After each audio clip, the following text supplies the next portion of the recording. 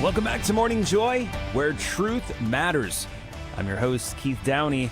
And have you ever had your cell phone go off during Mass? It really is embarrassing. But what happens if your pastor says no more cell phones? It's what we're going to be talking about on today's Next Right Thing. Debbie, take it away.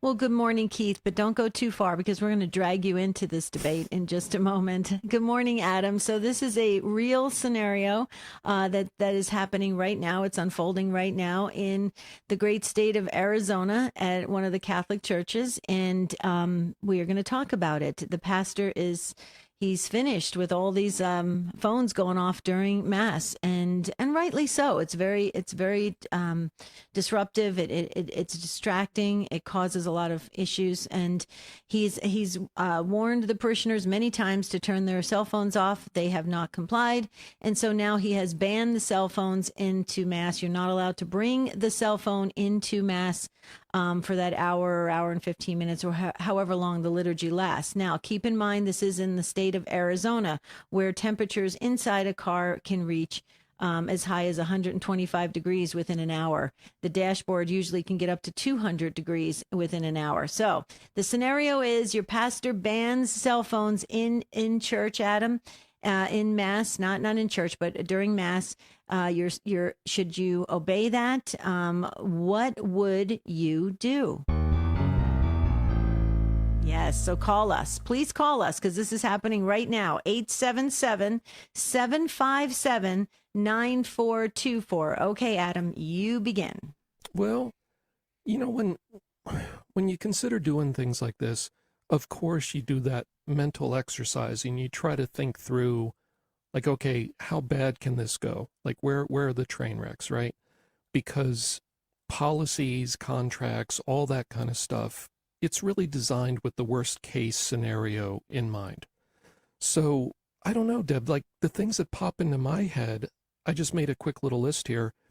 What if a medical doctor is on call? Exactly. They're on the hours that they're on call, and they're a surgeon, and they leave their phone in the car, and they get a text, or a call saying, get over to the ER. This person just came in. You're the surgeon in town that can do this type of work. And they don't get the message. And then the person dies. Who's liable for that? Mm-hmm. Yeah. Because when you're on call, you're on call. You're required to be there. So the doctor would probably say, well, I'm required to be on call. I can't go to Mass. So then the question is, if the doctor literally can't go to Mass, is he being denied a sacrament? What if by the circumstances he can't make it to any other Mass, or she, of course. Let's say she can't make it to any other Mass. Are you denying them access to the sacrament? Mm-hmm. And if so, like, will that stand up?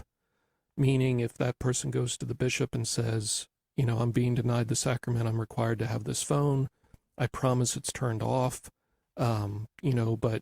Yeah, but you're making exceptions now. Right. Right. Right.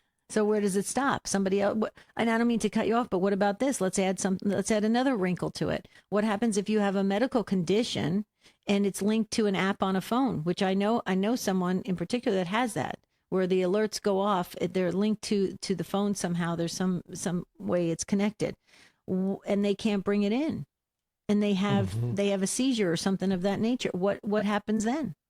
Mm-hmm. Who's liable? Here's another wrinkle to it.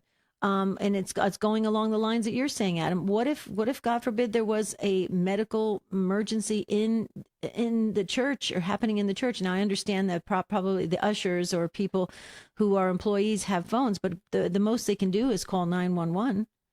Mm-hmm. Right. So, a lot of people use cell phones as a way to document things with their cameras. They pull their cameras out very quickly. Right. Right. And the next thing that comes to mind is, well, what if a person disobeys? Yeah. What about that? Yeah. Right. So here's this person, they're a parishioner. They just bring their phone in. They know they're not supposed to, but they bring it in and they say, tough, I want to have my phone. What do? You got to think that through. Do you try to order them to leave the building? And what if they say, no, I want to go to Mass, my phone's turned off. can you order them to leave the building? You can't arrest them. Like people, unless they happen to be police officers, don't have arrest powers. You can't physically grab them and drag them out of there because that's assault. So let's say they refuse.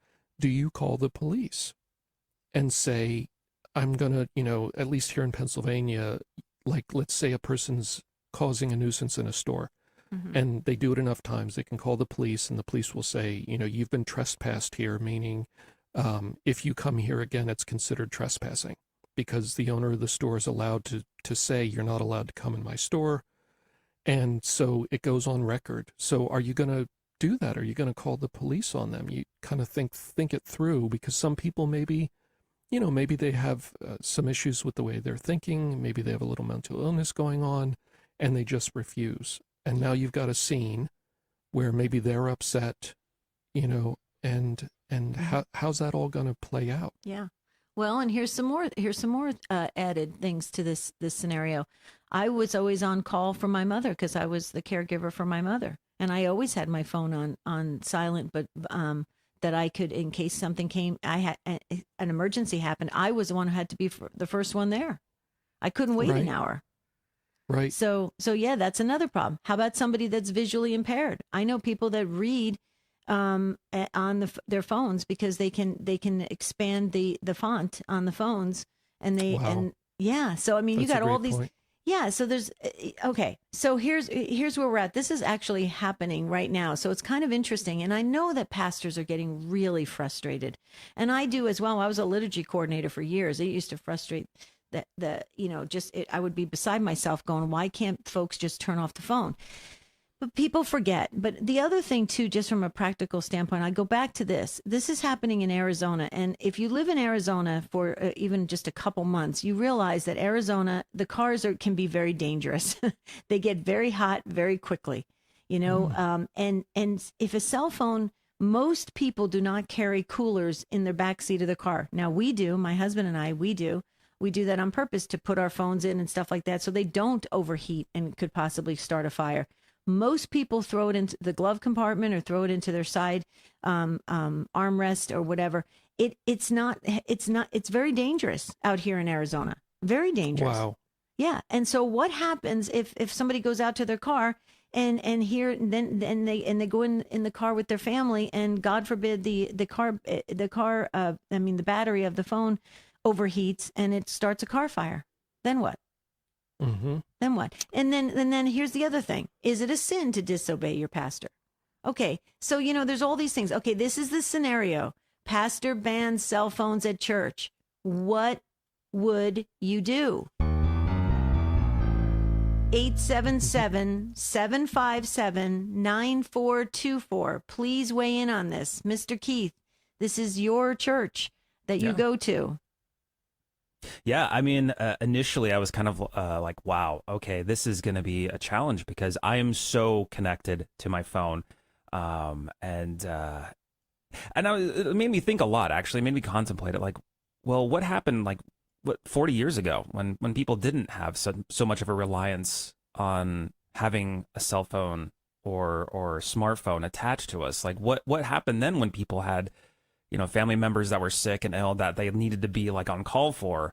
And so, it made me realize that, are we too reliant on being connected all the time to everything? And so, yeah, when I went to Mass this Sunday, it was quite a difference, because usually I could feel like the buzzing notifications that I put, my phone on silent or vibrate, or I've had it happen where I put an alarm on my phone and I forget to turn it off, and then it just goes off during Mass, and then that's like having another thing to remember on top of already so much in my head. So initially it felt somewhat relieving, like there wasn't this added it's hard to explain, there just wasn't this presence of having a phone on me that I didn't have to worry about. Yeah. Okay, but you don't have any medical conditions. You're not you're not on call, like you're not a doctor or anything like that. No. So for you, it's and you probably take the necessary precautions about securing your phone in a cool place in your car. So, but what about the added details that we shared about that it could be a problem. And then what is the person to do? What if they're caught with the phone on them? Are they going to get in trouble and get kicked out of mass? I don't think so. What I think is it's just, you kind of starting from the top, like these are the rules. And then if someone brings it in, like, how are you going to really know unless it goes off? Then that's going to be how embarrassing if it goes off now. I know. If it goes off after he banned it, that would be horrible. Oh, Adam, I would be mortified. I'd be crawling out of there. You're like, well, I got to find a new parish now. Right. There goes this parish. Okay, so I'm just going to be bold and just go out there. I think it's a mistake. I normally go along with so many of the pastors and what they want, especially when there's like dress codes and stuff like this. I think in this situation, I think it's a mistake. There's got to be another way to do it. Maybe there's I don't know, they could have a locker system put into the narthex of the church where everybody could put their phones in, like we used to do as kids when we used to have to store our backpacks or whatever. I mean, maybe there's something they could do to just secure it so that people can get to their phones quickly. What do you say? What do you say, Adam? Yeah, maybe, but then you have the liability or the responsibility that if a phone gets lost or stolen or whatever, then, does the parish replace it? And I know we only have about 40 seconds left on this segment, but on the other side of it, Deb, I have to say, like, I keep my phone on basically all the time because I get, every now and then, I get a text from an exorcist friend saying, I'm in the middle of this situation. We can't get this under control. There's screaming, things are being broken. Please call me. I need help. And they need a tip on how to deal with an emergent situation that's very serious. And so I feel I should be available because I'm one of the resource peoples, for that in the country. That is very true. So these exorcists that are having you consult on cases and it's an emergency situation, they can't wait an hour. Yeah, I mean, it's just an example. Like, again, I think doctors being on call, surgeons being on call is really important and the one we can all relate to. But, just for me, it's work within the church. And sometimes, the guys that are new to this, they'll be in a crisis. There's screaming in the background and things being broken. And they say this happened and I don't know what to do. I don't know how to get it under control. And they need tips like right now. Now, this doesn't happen often, but it happens. Now, would I be obedient? Yes, I would be obedient to the pastor. I wouldn't just say, oh, well, I'm too special for this. I'm just going to, I have the right to break this rule. If the pastor says that, unless it's corrected and changed, I would take that as, that's the proper authority. He is the pastor of that parish. Now, I would probably find another church to go to for Mass because I do feel I need to keep my phone on. And I know not everybody necessarily has the ability to pick another Mass. Maybe you're in a remote area and, this is the only Mass available because you're in that area. I don't know.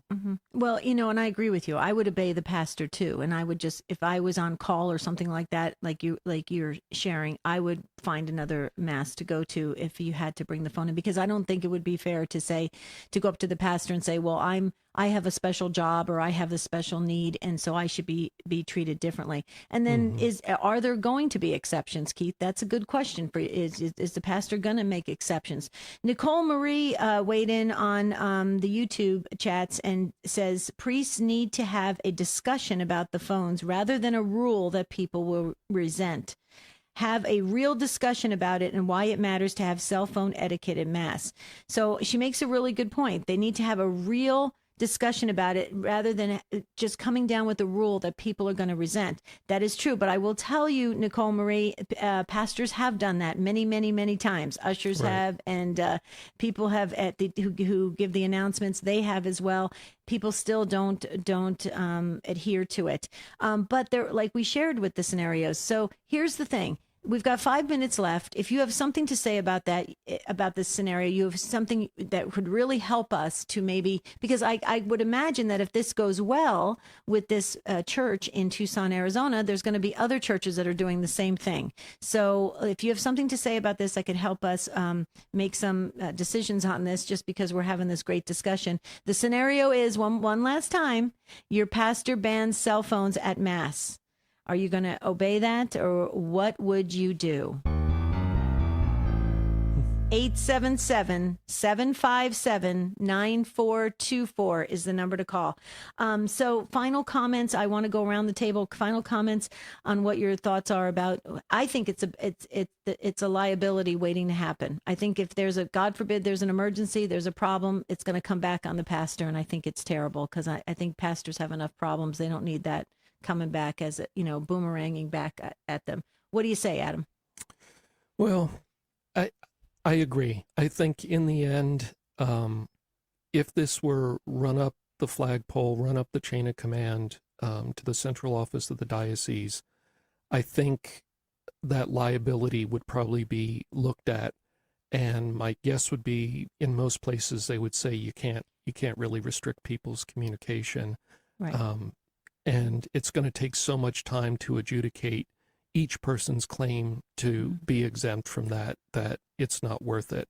Right. And you're just going to have to try to tell them over and over and over and over, beginning of every Mass even, please turn your phones off. But it's never going to, basically, it's life. Like, honestly, it's part of modern life. Like, when I was young, I didn't have this thing in my pocket that people could bug me 24 hours a day, but we all do now. And unfortunately, that's part of the price we pay for having such powerful communication. True. And Adam, we have a caller, so that's why I'm getting ready, because we only have a few minutes. So we're going to get to Catherine in Banderas, Texas. Catherine's waiting so patiently. Hi, Catherine. Welcome to Morning Joy.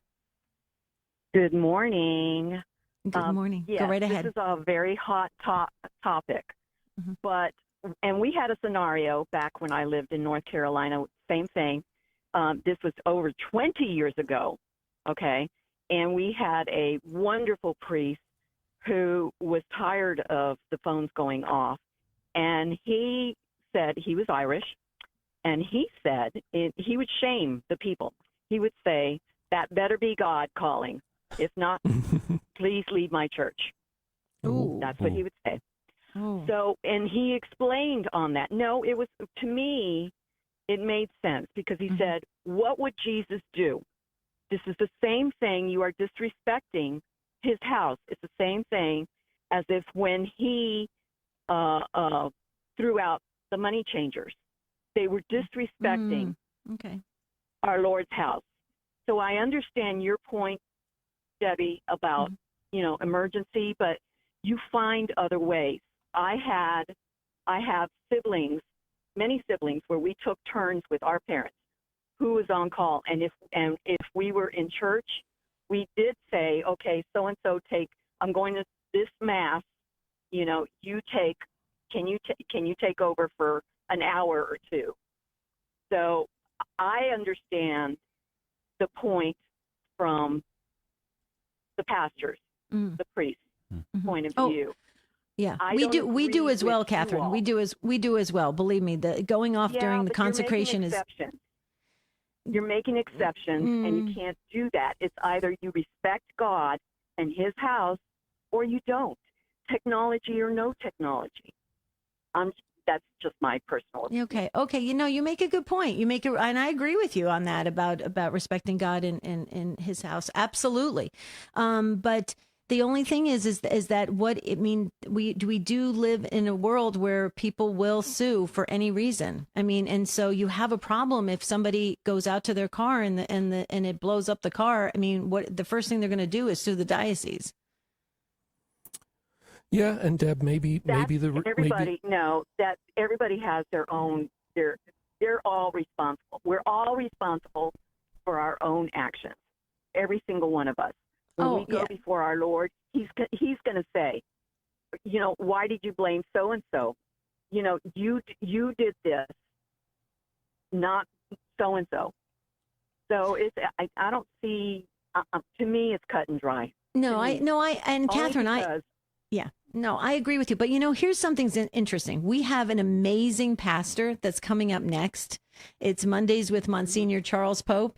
And I think it would be interesting if Monsignor could weigh in and just tell us, how do they feel about this? Because I would imagine that most pastors feel that it's very disruptive and it's not good for these phones to be going off at various times during the liturgy. I get that, but have they been instructed by their bishop as to what to do? And I mean, that's an interesting thing too. But Catherine, you're awesome. I love that you weighed in on this. I think you're a beautiful soul, and I think it helps for us to really pray about this and process this better. But what do you say, Adam? Yeah, thank you for calling in, Catherine. And I hear you.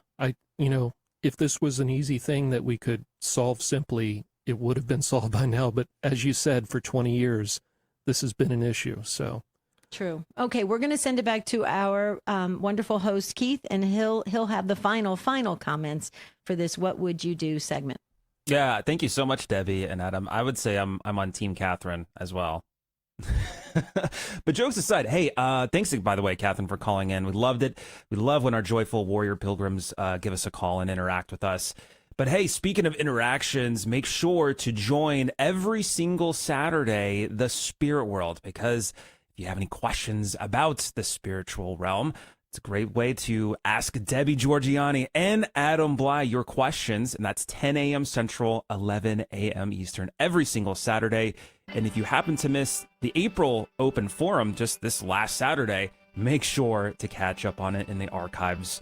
You can search for The Spirit World podcast, or just The Spirit World on any of the social medias. But hey, coming up next, what was our Lord doing on Holy Monday and Tuesday? We're going to find out. Stay tuned. We'll be right back.